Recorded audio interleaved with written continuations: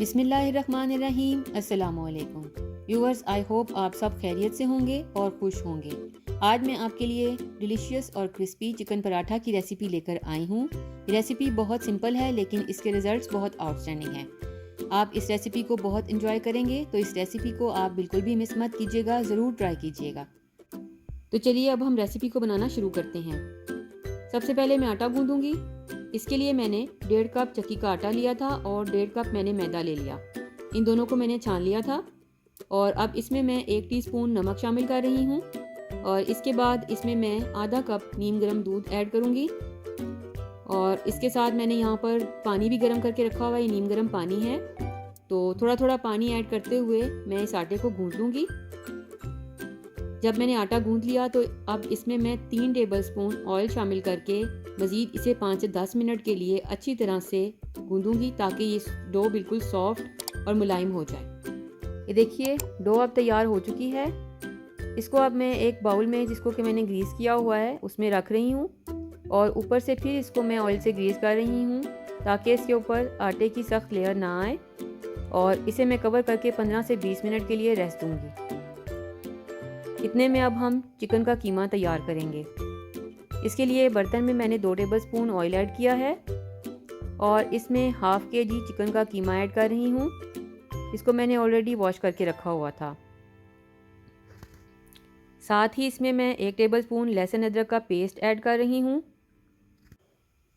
Paste को add कर देने के बाद अब मैं इसमें चम्मच को चलाऊंगी ताकि चिकन नीचे बर्तन में लग नहीं जाए।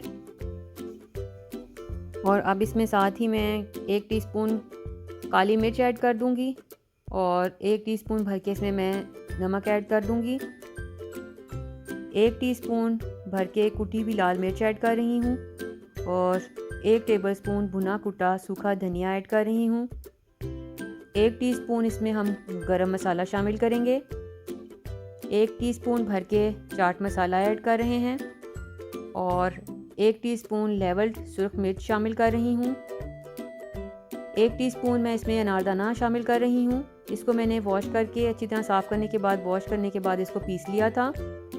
और इसके अलावा इसमें मैं 1 टेबलस्पून भर के चिकन पाउडर ऐड कर रही हूँ और चिकन का अपना पानी अब ड्राई हो चुका है, तो इसमें मैं अब 1 कप पानी ऐड कर रही हूँ। अब साथ ही इसमें मैं 1 टीस्पून भर के भुना कुटा ज़ीरा शामिल कर रही हूँ और तकरीबन आधा चाय का चम्मच मैं इसमें अजवाइन ऐड कर रही हूँ। अब इस कीमे को कवर करके मैं तब तक कुक करूँगी जब तक कि ये अच्छी तरह से गल नहीं जाता और इसका पानी खुश्क नहीं हो जाता। कीमे को पकाने के बाद मैंने ठंडा कर लिया था और अब इसमें मैं 4 से 5 अदद चॉप्ड सब्ज़ मिर्चें शामिल कर रही हूँ। 1 टेबलस्पून बेसन ऐड कर रही हूँ जिसको कि मैंने तवे पर भून लिया था और इसके बाद इसमें मैं 1.5 कप हरा प्याज शामिल कर रही हूँ। थोड़े से पुदीने के पत्ते हाथों से तोड़कर डालेंगे क्योंकि छुरी से काटने पर ये काले पड़ जाते हैं, इसलिए मैं इनको हाथों से तोड़कर ही डाल रही हूँ। तकरीबन आधा कप हरा धनिया चॉप करके रखा हुआ था, इसको डालकर अब इन तमाम इंग्रेडिएंट्स को मैं अच्छे से मिक्स कर लूँगी और ये हमारी फिलिंग रेडी है।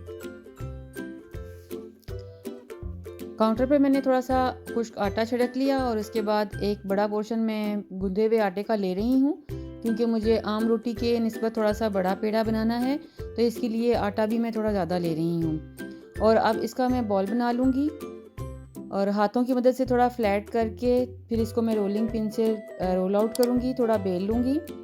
मगर रोटी ज़्यादा बड़ी नहीं बेलनी, सिर्फ इतनी बेलनी है कि इसमें हम फिलिंग कर सकें। आप सॉसर साइज़ की जो प्लेट है उसका आप अंदाज़ा ले सकते हैं कि उस साइज़ की आप रोटी बेल लें। और अब इसके सेंटर में मैं कीमे की फिलिंग को रख रही हूँ। तकरीबन 1.5 बड़ा चम्मच मैं इसमें फिलिंग ऐड कर रही हूँ और उसके बाद इसको पोटली की शक्ल में इकट्ठा कर रही हूँ और इकट्ठा करने के बाद ऊपर से मैं इसको नॉट लगा रही हूँ। अब इस एक्स्ट्रा आटे को आप या तो निकाल दें या फिर मेरी तरह आप वापस इसे फोल्ड कर दें। हाथों की मदद से इसे थोड़ा सा फ्लैट करें और फिर रोलिंग पिन से इसको बेल लें। ये रोटी मोटी ही बेली जाती है, इसको ज़्यादा पतला ना बेलें क्योंकि ज़्यादा पतला बेलने की कोशिश करेंगे तो फिलिंग बाहर निकलने के चांसेस हैं। अब तवे को मैं थोड़ा सा ऑयल लगाकर ग्रीस कर लूँगी। इसको मैंने ऑलरेडी प्रीहीट किया हुआ था तो इसके नीचे फ्लेम को मैंने बिल्कुल लो करके इस पर ऑयल डाला और इसको मैंने ग्रीस कर लिया। अगर आपका तवा नॉनस्टिक है फिर तो आपको ऑयलिंग करने की ज़रूरत नहीं है, लेकिन लोहे के तवे को आप इस तरह से ज़रूर ग्रीस करें। इस तरह करने से आपकी रोटी तवे पर नहीं चिपकेगी।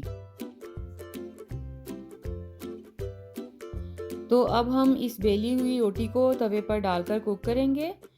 और इस वक्त तवे के नीचे फ्लेम मैंने मीडियम रखी हुई है और अब इसको एक साइड से कच्चा पक्का करने के बाद मैं इसकी साइड चेंज करूँगी और फिर दूसरी साइड से भी इसी तरह से कच्चा पक्का सा कुक कर लूँगी।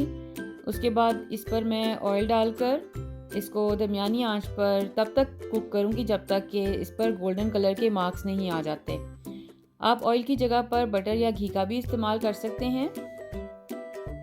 दरमियानी आंच पर दोनों साइड से मीडियम फ्लेम पर कुक करके क्रिस्पी पराठा तैयार कर लें। और तैयार करने के बाद या तो इसे ऐसे ही सर्व करें या फिर मेरी तरह इसे कटिंग करके आप रायते के साथ, अपनी पसंद की किसी भी चटनी के साथ या फिर अचार के साथ इसको सर्व करें।